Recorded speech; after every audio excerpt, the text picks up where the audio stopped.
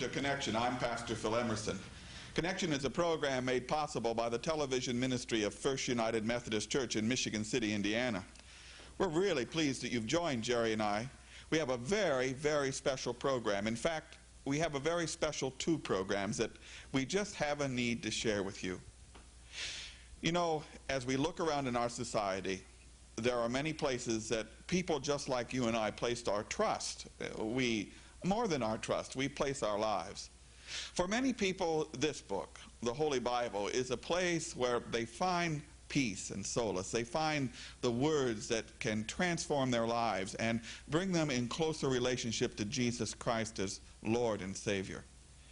Many people also find great comfort in men and women who are often dressed like I am dressed for this Connection program, with the obvious garb of the clergy. But what happens when this word becomes distorted? What happens when the people, the men and women who wear the sacred trust of being called pastor, when they become changed, transformed, not by God, but by the powers of this world? What does that do to people's lives? On the next two Connection programs, Jerry Scott and I are going to focus your attention and our thinking on this very special problem, a problem that may make you angry. It may even frighten you. It may even bring you off your sofa. This Connection program is going to deal with the very heart and soul of the church and the men and women who lead it. I want to share with you from an opening of a book that is not in print yet, but maybe someday it will be in print. It begins this way. I am content to believe that although for a while this book may lie dusty in some unseen cubby, or lay near the bottom of dozens of others in some forgotten slush pile, one day I am convinced that one or two dozens of individuals for whom this book was written will at just the right time in their life find that consolation and enlightenment that they so desperately need. For it was not but these individuals whom I had in mind during the 3 years I wrote this book. Oh, the wretched pain of finding yourself severed from your family, friends, husband, wife. Not because of death or illness, but because you were banished from the kingdom of God by the seemingly omnipotent hand of the pastor of your church. What is going on? What in heaven have we done? If you're interested in being involved, stay tuned for this Connection and the next Connection program as we explore the omnipotent hand of the pastor. Jerry's going to introduce you now to the writer of this wonderful work. Thanks very much, Phil. It's my pleasure, and it's our pleasure here today to have with us a gentleman by the name of Rudy Weigert. And Rudy has written this book really out of a sense of a need to kind of set the record free, to cleanse his soul, to put down on paper some of the thoughts that were really burning in his heart for many, many years. Rudy's come all the way from Baraboo, Wisconsin. Now that's in the United States someplace, isn't it, Rudy? Yes. It's kind of, I think it's far up north, and we're just so grateful, Rudy, to have the opportunity to talk to you on this Connection program about this book you've written. Now, as Phil was reading the first page of that book, what sort of thoughts went through your mind as you heard those words again? Similar to the thoughts that rang through my mind were similar to possibly the thoughts that I've heard described about a woman going through childbirth. She knows the intense pain when she brings a child into the world, but my wife told me after having 3 kids that you forget that pain, and yet you recall that it was awful, that awful pain, and my mind just focused upon that pain. Although there's just scar tissue now, I couldn't think and feel it, but when I bring it to my mind, I still remember it vividly, the pain that we went through, and now the freedom that I'm in right now, and that I enjoy, and my wife and my family enjoy every day since then. The pain was deep and searing and will stay with you for a very, very long time, no doubt. Go ahead. It's a pain that I know that a lot of people right now are sharing with me. I think our folks are going to want to know about the pain. Can you tell us about why you wrote this book and what was going on in your life to bring it about? If I could use parallels, I could probably relate the pain to a Vietnam vet who went and focused all his attention upon patriotism and fighting and dying for his country. And then after he had given his all for 18 months, my dad was in 2 wars. He was in Vietnam and the Korean War, 42 years in the military, and he shared the pain somewhat of the other troops when they came home back in the 70s from fighting in the Vietnam War, finding others that didn't believe in them. And that's only to have your hopes dashed upon the rocks of your strong beliefs of what you felt worth dying for suddenly crushed beneath you. The same is true in the church. A lot of us, when we were brought in young, knew no other ministry, knew no other life but the church. And that's similar to that. Are you saying that the church has done this to you? No, and I hope to somehow be able to direct it not to the church at all. It's the church that is always given the repercussions and the blame, and it's not even the pastors in general. It's a minority of pastors, I believe. There are a lot of good men out in the pulpits today, but they are not like these men that I'm focusing upon. These men are in the limelight, and though they're a minority, they make up the brilliance on the stage. They're in everybody's eyes. The good men are like Jesus. They're in a corner. They're just lighting a corner and being a servant to people and helping people, and so they don't make a lot of noise, and you don't know necessarily that they're even there. But the men I'm talking about are like ravening wolves, like the cry of a wolf out in the wilderness. It seems like they cover every corner, although they're just one single wolf in the midst of hundreds of square miles, yet they terrify people, these men. These are pastors who have tremendous charisma.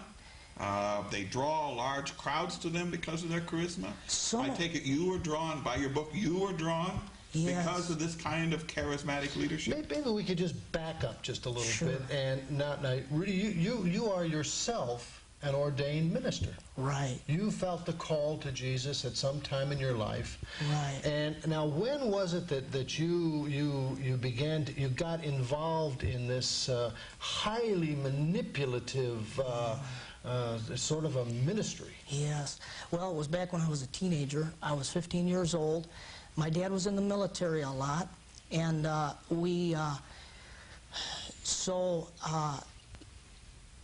was seeking a fatherly image in my life, and this man happened to come in this preacher came into the church when we were without a pastor, and our church was praying for a pastor to come. And he came. He came in. And what was it that attracted you to him? And what was it that attracted everybody to him? The seeming sense that he walked as if he walked with God, and he knew the Word of God like nobody else, and he had such an overpowering aura about himself. It caused immediately you to make a decision. Either you were with him or you were against him. And as a teenager, I was drawn to that power, that fatherly image that he gave me. Was it through him you received your call to follow Christ as a pastor, as a clergy? It was during those 10 years that I was under his control, but it was apart from him at a separate youth conference, totally away from the church. While on away, I believed a sense about me that I believed the Spirit of the Lord God was upon me, because the Lord hath anointed me to preach good tidings unto the meek. And I felt that. I felt that need within me. And I still feel that need, although I'm a carpenter by trade. God called you, and you came back and offered yourself to the pastor to say, I'm here, God has called me, teach me, show me what to do. Yes, totally, 100%. Probably this right here is the dangerous zone. A yielded person who wants to please God in the hands of a man who wants to totally manipulate you. He won't, if he were sitting right here, he would deny that he has any desire, but that God would control you.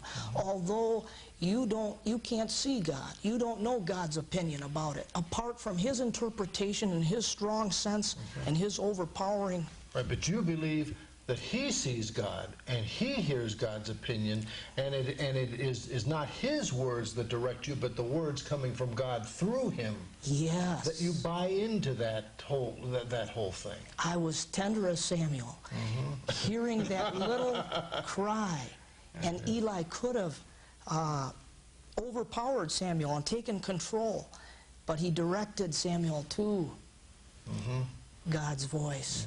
But it wasn't that at all. Go on now. You found in him a father figure. You found in him a person you trusted. You found in him a person you believed God had sent.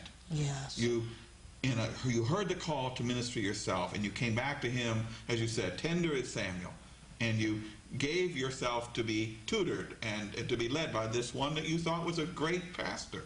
Right. How long did the honeymoon last? How did it go well in the beginning? It lasted for 10 years. I never doubted or questioned the man, even though I saw him rip families in two, even though I saw him separate husbands from wives, even though I saw him slice people's personalities right down the middle and leave them on the street. How would he do that? He did that when a person began to question him. It's amazing that Jesus had all the opportunity in the universe to choose totally wholehearted, and yet he allowed Thomas on his staff to give all of us the gift that we can ask questions.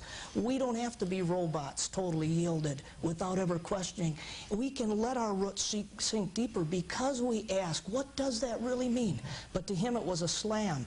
And so when men would question his opinion, or his, not necessarily opinion, his authority, he came down hard on that. The first thing he did when he came into the church, the very first thing he did when he was voted upon was disband the Women's Missionary Society. He broke up all prayer and Bible studies. He got rid of the superintendent of deacons, the chairman of the Sunday school. What were some of his reasons for these things? The reasons were manifold, and we believe them. These allowed gossip to stir, which was, in a sense, a righteous thought. And yet it didn't allow people to be themselves, to think for themselves. His reasons were, a lot of times, I found this to be true, that he would create a story, perhaps maybe 1% of it was true, and he would get rid of the person, and all of us in the church would talk about him and find out. He would tell us what about this person and tell us never to talk to that person if we saw him on the street. Isolation was a #1 tool, right? Yes. If the first thing I'm going to do, either to bring you to obedience or to exercise you, is to isolate you. Yes. And so he would use the closeness of the Christian community where you really felt drawn to be for one another as a tool to discipline. Right. You strike me as a person with a keen mind and a keen sense. Why didn't people right away ask a question about that and say, wait a minute, who gave you that authority to disband? That's one of the most baffling mysteries that's asked so many times, is how could someone allow themselves to come under that control? Why didn't someone question? But the thing is, who is exempt from truly being lied to? From a sincere approach, it seems like anybody, almost anybody, except one who has exercised. I've met people since then who right away can tell if you're telling a story, you know, but they're far and few between. People want to believe a sincere individual, want to believe somebody that comes across, especially with the Bible. What did he substitute? I was just going to say, but you, over the course of 10 years, you know, you saw this man do some patently evil things. And I never questioned. And you never question these things. Yes. Why not? I wanted he had exercised so much control upon me that I never wanted him to ever see me. You know, you can see a person even when they begin to doubt. I never wanted him to even begin to see a questioning doubt arise in my mind. Because if you questioned and you doubted, that brought question on your Christianity and your faith in Jesus. And my loyalty to him, which in turn was my loyalty to Christ. Mm-hmm. And my temperature gauge to my loyalty to Christ was in direct proportion to my loyalty to him. What did he substitute to placate you and the rest of the people who are the followers for all of what would be disruption and discord? What was substituted? Growing numbers? Well, more money? I mean, we were constantly busy. Constantly, almost like a regiment. We were constantly marching. We never slowed down. It was Sunday morning, Sunday night, Wednesday night, Thursday night, soul winning. All day Saturday, we were bus calling or soul winning. We had prayer meetings. We had all kinds of events taking place all the time. We never had a chance to even breathe and recuperate. And we felt that those that were disbanded or kicked out or fell were just not strong enough to make it.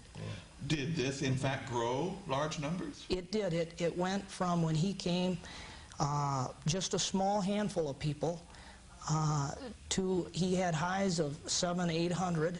And, but on a Sunday morning worship, you mean? Or? Right, on a special day. Yeah. But perhaps his high in averaging was right around 325 to 350 on a Sunday morning.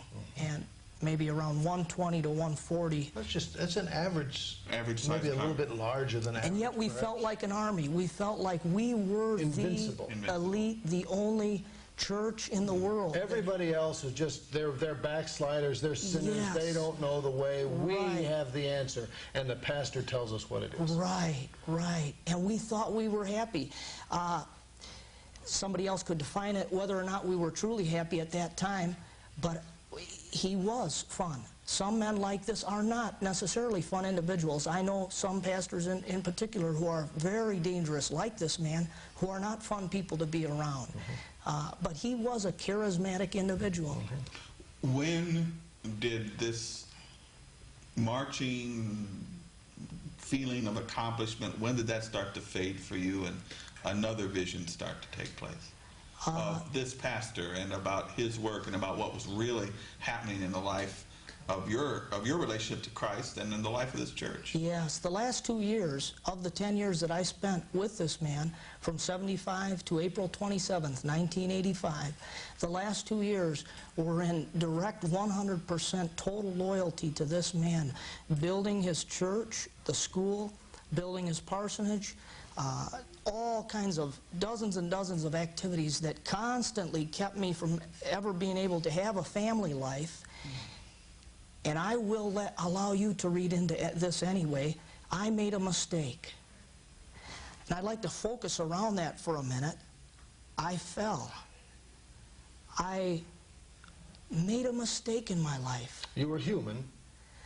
And to place upon it and to give and to go into details would maybe cause some to say, well, maybe all kinds of questions. But I fell, just like the woman at the well, just like the woman taken in adultery. I made a mistake.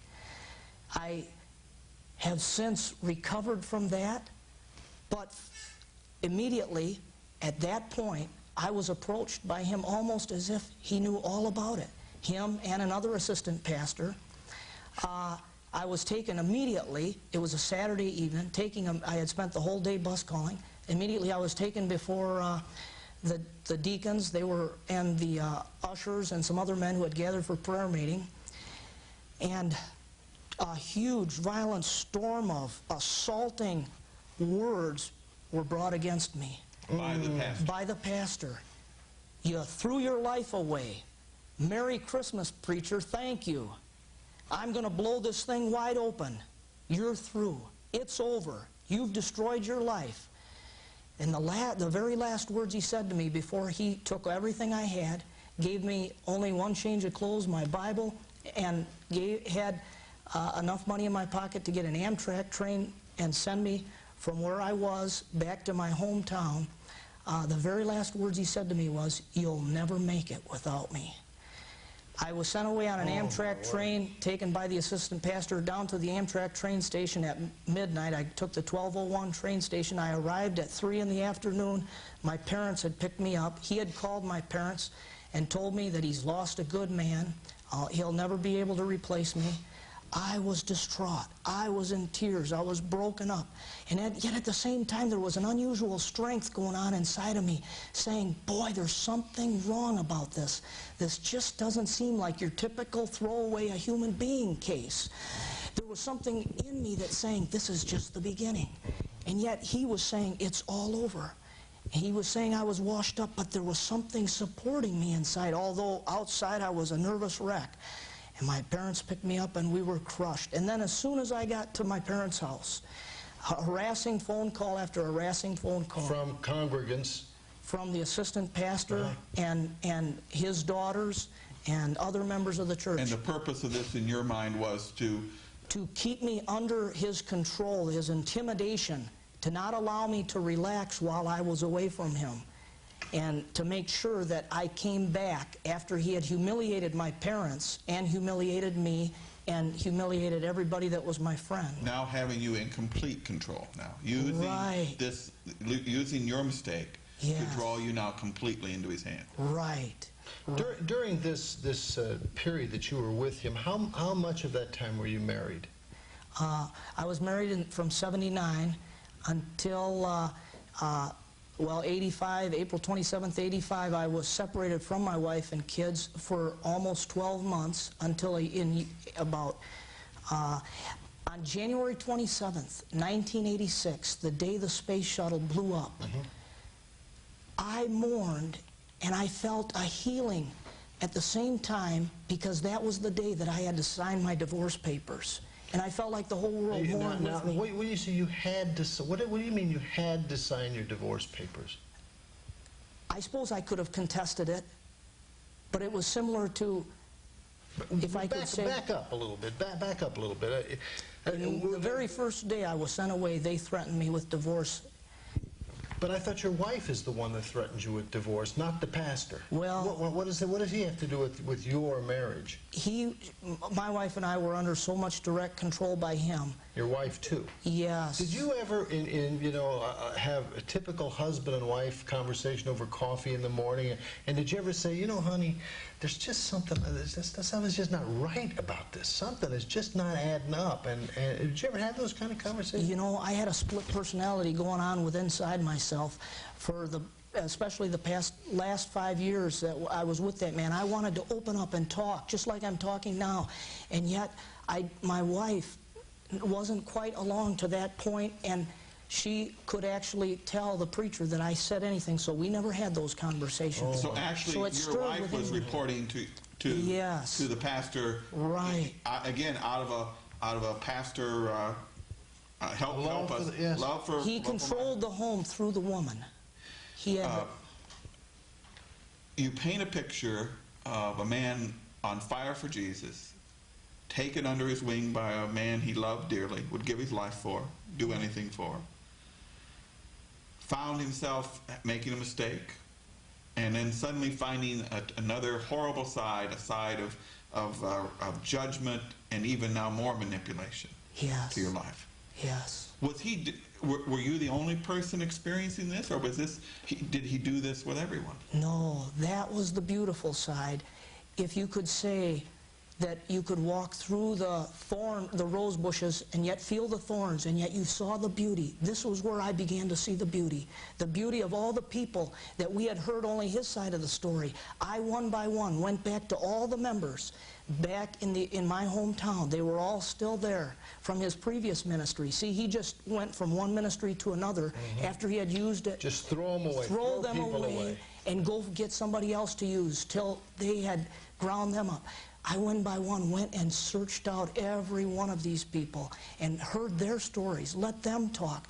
I found out I wasn't alone. I found out things that I didn't even know about.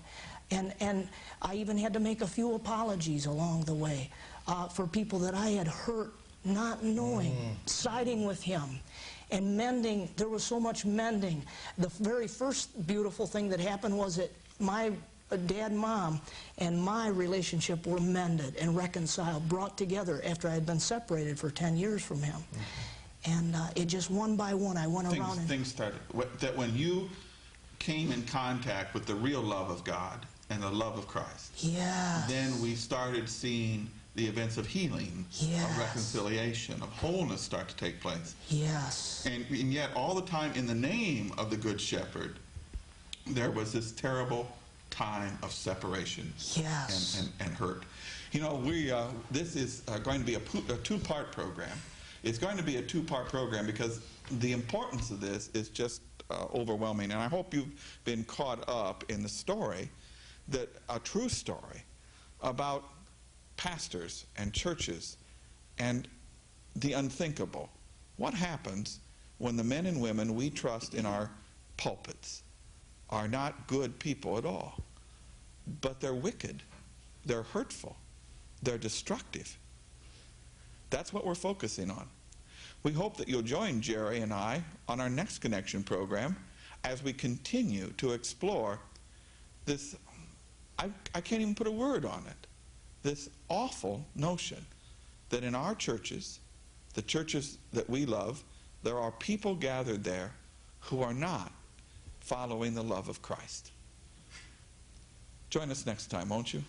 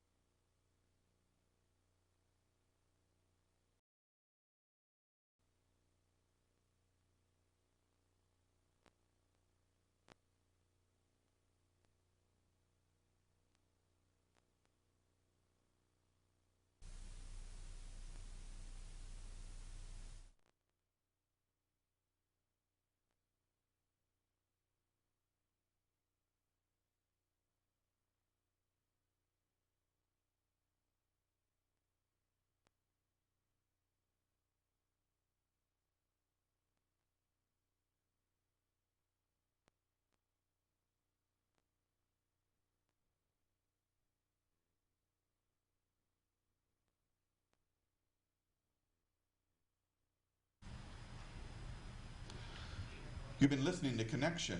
Connection is a program made possible by the television ministry of First United Methodist Church. We are in an absolutely enthralling, maybe even terrifying conversation with a man who gave his life to Jesus Christ and then turned his life over to a man he believed was following the Word of God, only to find his life, his wife, his family, and his ministry strangely perverted and almost on the brink of destruction. This Connection program is an effort to explore men and women who call themselves pastor, who lead people, but who in their heart don't know the love of Jesus and don't experience for themselves the love of God. Join us now as we continue this enthralling dialogue with Rudy Waggard as he shares with us about his life. Rudy, again, thanks very much for joining us here in this Connection program. I want to read some words you wrote that were taken down. This is in your book, and these words are words that you heard the pastor utter that described his role, how he was to be thought of, and so on. And and here are the words. Think about this. Now, as I read these things, imagine your pastor saying these words to you. You know, what would you think? How would you feel about your pastor if he said, "He's the man of God. Know that he is the pastor in your heart. The pastor is unlike anyone else in your life. The pastor rules you." Sometimes it will hurt. 99 times out of 100, when you think the pastor's wrong, he's right.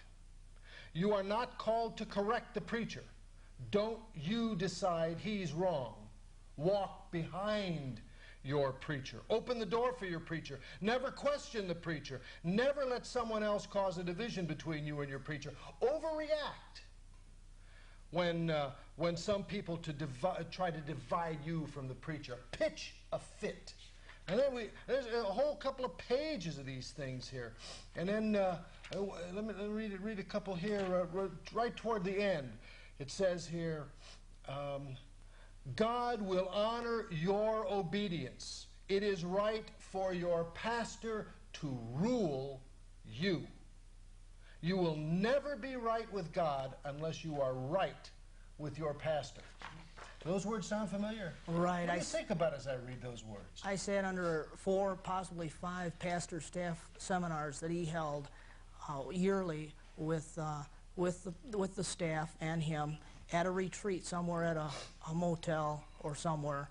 And he also said, be prepared to take a bullet for your preacher. What does that mean? That means that if somebody pulled a gun, you were to step in front of him and take a bullet. And we were prepared to die for our preacher. Would you have done that? I would have. At the time, I would have taken a bullet for him. Was that a real possibility with his destructive ministry style, that somebody was going to hate him enough to want to kill him? It came to the point that he caused so much divisiveness among families that the natural element in a man when he saw his wife being separated from him was anger and threatening to kill him from people that once were in the church, that we felt that we needed to start at that time carrying guns. And so he had... Wait a minute. Carrying guns in the church? This is the steps taken ultimately by these men that have been allowed to take so much control over a congregation. Ultimately, they'll come to the point where they have the deacons and the ushers carry guns. I know. Did you carry a gun? I didn't carry a gun all the time I was there. I had a .22 caliber pistol, but I never carried a... Did the pastor carry a gun? Yes, he carried, he packed, his wife packed, his kids packed. Can you imagine this? It sounds very strange. I think people are thinking you're talking about just an unbelievable world, and yet this world is all too close and all too common. Right. I have some newspaper articles of when he applied for a gun permit, and though he was denied that when he was at this first town, he still packed. And it was a major. It wasn't really a major thing like we're making it right now, but it was just something that was essential in the ministry. Essential in the ministry to wear a firearm, because you never know when somebody was going to pull out a gun and try to take your life. Because right. And the rationale is because, look, you know, God says certain things that are just absolutely cut and dry. And if you come across those lines, it's up to me as the pastor to set you straight. And if you don't like it, that's tough. And if you want to try to do me harm as a result of my telling you what God wants you to do, then I'm prepared to defend myself. Right. Now, the next step is, so we do literally, and we were literally prepared to shoot somebody. Now, where do we go when we shoot somebody? That was also taken care of.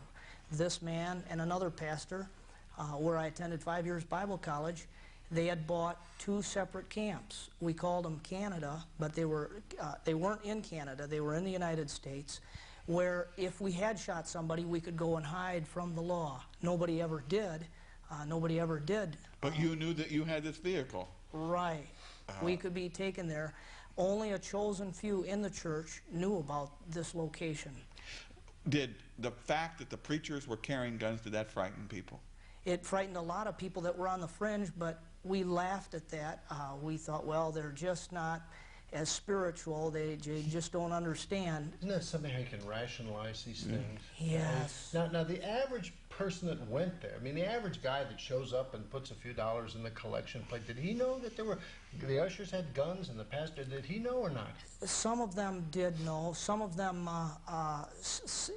it seems like in the limelight, you never see what's going on. And a lot of our people in the church to this day are astounded when we told them that we were carrying guns. And they just couldn't believe it. These were just regular members that really weren't involved.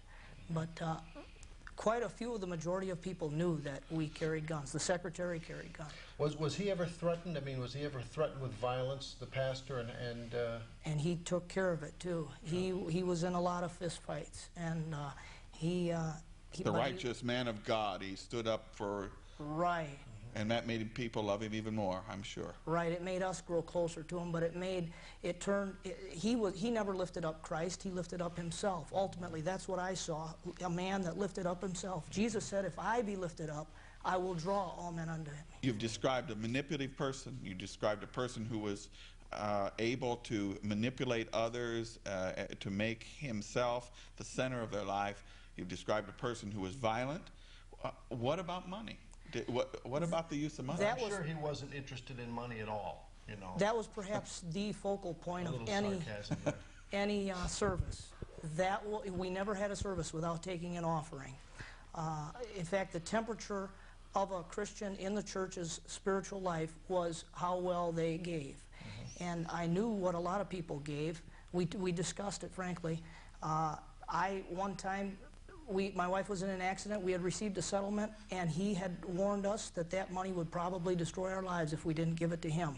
The minute we got it from our attorney, we went to the bank, made it out to three cashier's checks, turned it over to his wife, $38,170 within 2 hours of after having received it, and we felt a relief. But then that Sunday night, a couple Sunday nights after we had given that, he was in talking with another gal about a $250,000 insurance settlement. Well, it was $1 million insurance settlement. And he was in the office, his office, with this gal and her parents, and they were talking about how much that she should give after being run over by a truck. She would never be normal again. She would have to locate in another city down south to be able to survive, but it was important for her to give to this ministry. He walked out of there and he said, I think I've got $250,000 coming, but I think I can get more. And I felt bad that we only had $38,170 to give to him. Tell us more about that. I mean, you and your wife turned over money which you needed. He didn't want the tithe. He wanted it all. Right. And you felt wonderful doing it. What was going on there? Now, as you look back, what were you doing? What was he doing? And what was really happening? I don't know if I felt wonderful doing it. One of his messages was give until it hurts, and give, and get. We gave till we were just givers. In fact, we had no power. We just gave. We had Give It All Sundays.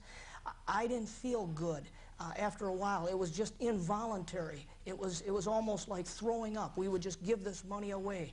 I had no control over it, and Were you being paid out of this? We were paid about $1.25 an hour on staff, and yet most of that income went right back into the church. We survived on potatoes. This may sound crazy, but we survived on a minuscule diet, just a very slim diet. And you were a pastor of this church. An assistant pastor. Assistant pastor, getting $1.25 an hour and being asked to give that all back to the church out of some sign of your loyalty to Christ. Right. What happened to all the money? The money was, I could go through each row and show you how it gathered itself into a offering plate and was taken into the back room by the ushers. He often went right into the office. It was not uncommon for him to take money directly out of there and then go out for a steak dinner. They ate out a lot, take right out of the offering. He said that it was all God's money and it went to God's work, but he and his wife wrote out the checks. He exercised total authority upon where every penny went. There was no church treasurer. He was the treasurer. These were all pawns. These were all yes people. They just did what he commanded. It was as if I were to say to you, give me your money, or let me count your money in your wallet. I counted it, and then I gave it back to you. You know, that was what the people who counted the money gave.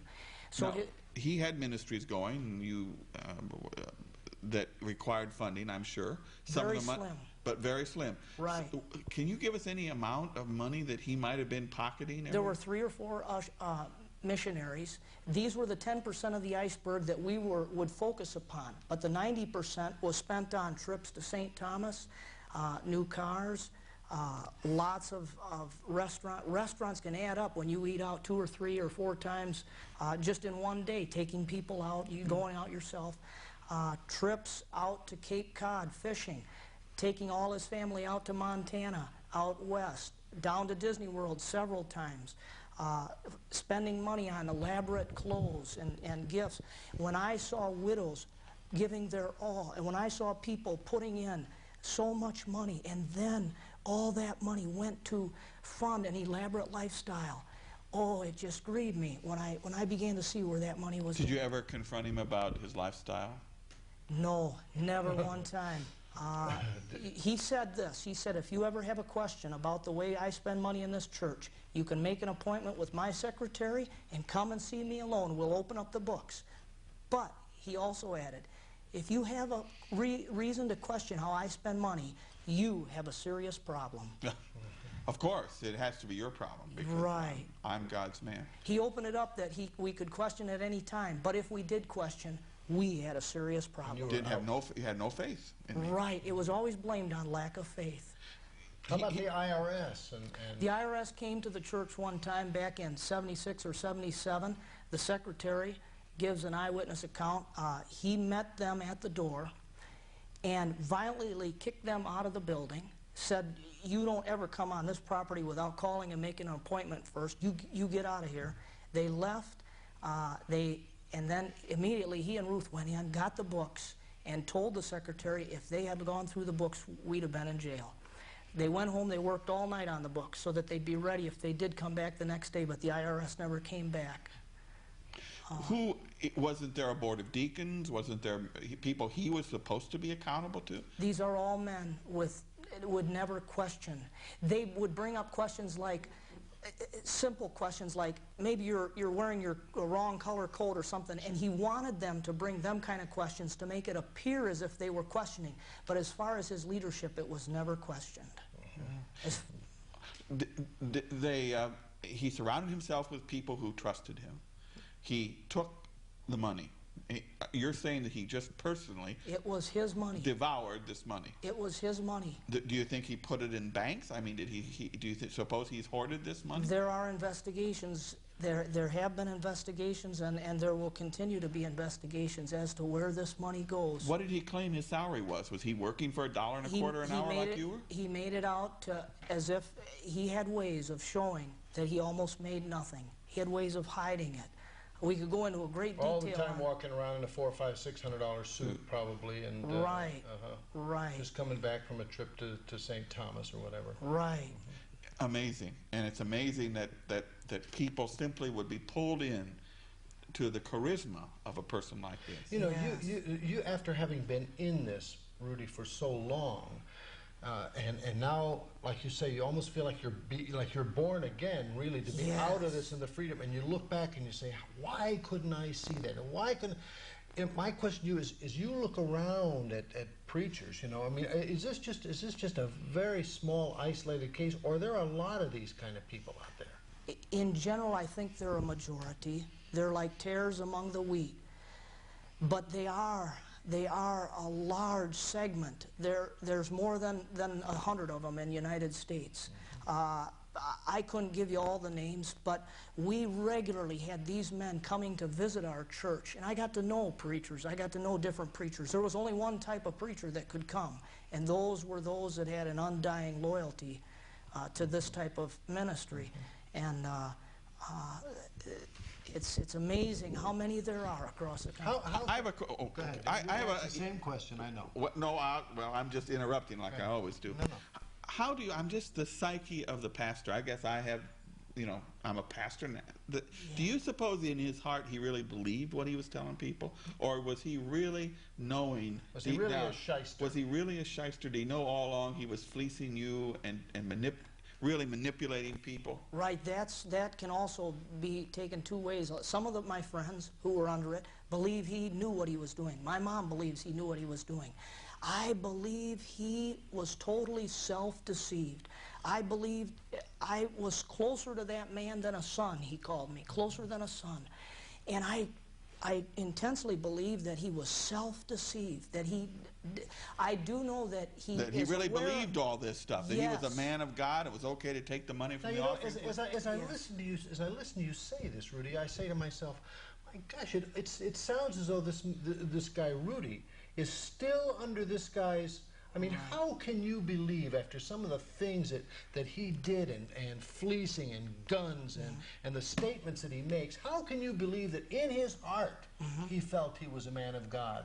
It started way back long ago. I'm not saying that at one time he didn't feel he was wrong, but he seared his conscience by going against what was right. And he hurt somebody, and he overcame that guilt, and who being past feeling have turned themselves over unto work to work all manner of uncleanness with greediness. He somehow got through that, either through his family telling him, well, you had to do it. You had to kill the person. You had to take their money. You had to do this deceitful thing. He overcame that to the point that now he feels that killing is right. And there shall come a time when they shall put you out of the synagogues and will kill you and will think that they do God's service. John 16:1. There's a time coming in this world where people will believe that right is wrong and wrong is right. We've got so many things yes. we need to touch on, right. Rudy. And I can understand that you loved this man so much and trusted him so much that it is still hard in your own mind to say he's a crook. He's an evil man. Yes. I think I understand that, and I credit you for that. And I think this is the pain that comes, by the way, in your book, the pain of writing about this, the pain of stripping back the veneer to see not a soul of a man of God, but the soul of a man of this world. Yes. How many? You said these pastors tend to get together. They tend to know who they are, don't they? Yes. Each other is. Right. They tend to circulate the kind of scams and things that they are doing yes. To be more effective. Yes. How can Jerry Scott know yes. that when he comes and Pastor Phil asks him to do something that I am not like this man? Right. Well, how can anybody know? If there's two ways. If you were walking side by side with him, anybody that he labeled like as if he saw you, he'd probably call you a liberal neo. Then you'd know that you were a good person to be with. But if you're not with him, there's another way of telling. All those thoughts, by the way, by the statement I just made about you, these are all in my head, all the things that they called other preachers. But there's another way. There's a spirit that is upon a good man that allows the freedom of liberty. Jesus said, the Spirit of the Lord God is upon me because the Lord hath anointed me to preach good tidings, to set the captives free. He goes after those sheep that are kicked out, and he helps bring them back in. Right. He binds up the brokenhearted. He heals and sets the prisoners free. Those type of people that the first preacher that I met when I got kicked out was a preacher. I met him, and immediately I knew he was a good preacher. I saw, not necessarily, this is not a test for every man, but he had grease on his hands. He fixed his own car. Yeah. This preacher that I was with would never fix his own car. He had us fixing his car. There was holes in his house. I later patched them up, but he was a humble man. He walked with the common people. He was down to earth. He wasn't afraid to associate with sinners. I could go on and on, but there's a spirit about the beautiful people. part. Pam fixes my car, so I'm probably I'm really worried about that. No, I don't. That's why one of our technicians is laughing. She says, "Aha! I know who Pastor Phil is now." But I love that you said that you can tell when a pastor is trying to bind that which is broken, trying to call those who are lost, Yes. as opposed to a pastor who is categorizing, Yes. cutting people off, judging, separating, that these are signs that one needs to be careful of. Now, that's not saying that every prophetic pastor, there are some, I may not necessarily agree with their theologies. They do this. Right. I think they do this with a loving spirit. Sure, right. But you're suggesting that Right. you do know, and yet Yes. the haunting thing is that it took you a long time to know, didn't it? Right, and there are lots of differences among good men, you know. Some may eat peas with a knife and some may eat them with a fork. These aren't the traits, but the traits go deeper than that. The characteristics of Christ, taking the time to meet with people that this man wouldn't associate with. Yes. And taking time to talk with... How do you get healing? How have you found healing from this awful, awful experience? Oh, and this is the burden of my heart, and this is the reason I wrote this book, because what happens is we tend to hermitize ourselves. We hide after we've been hurt, so we're afraid to get out into the open. So the most essential thing is that you can find somebody to talk with about it, to share your story, and you'll find yourself talking about it over and over again. But find people like that, and get a hold of them. And get them together. Yes. And what you're saying is that these pastors leave a wake of people behind them who have been turned off to the church and turned off to Jesus Christ. Yes, and you know, it's not against God that all this is. I mean, I have no hard feelings against God at all. He did it unto me for evil, but the Lord meant it unto good in my life. He's brought about so much good through this. I just want to touch on one other aspect here. Time is getting Yes. short, and this absolutely fascinating and incredible discussion. There came a time when you and the pastor were at odds, and the pastor then used your wife, you know, to separate you. Tell us a little bit about that. He said to me, Lori wants to have a husband that wants to serve God. You know, and he said all kinds of terrible things. And Lori's not going back to be with you. If you can't come and serve me, you can just forget about it. Serve me. And serve me. And serve him. You can forget about ever seeing your wife and kids. And he did not allow, he hid them up and did not allow me to see them for 18.5 months. Cut me off. They said, you filthy jackass, if you ever show up on this property again, I'm going to tear you limb from limb, word for word. That's what he said. In the back of my mind, that's so now you and your 18 months of separation. There's a divorce paper signed of some kind, and your wife is away. Now, what happened to her? When did she see the light? When did this start to dawn on her? She describes it like a vacuum cleaner. She felt herself sucked up. I called on October 13th, 1986, and I asked to wish my little girl a happy birthday, and Lori hung up the phone on me, which would often happen because she was still under his power. And then she gradually thought, well, she called me back the next day and let me talk to my little girl, Heather. And then she told the staff about that, Pastor Dobell. Oh, my goodness. And he said, if you can allow him to talk to your kids after all that he's done to me, then you can you make a decision. It's either you, him, or me. And he said, I'm going away. And he says, you make a decision when I get back. Which is it going to be? And she felt very, very withdrawn from him then.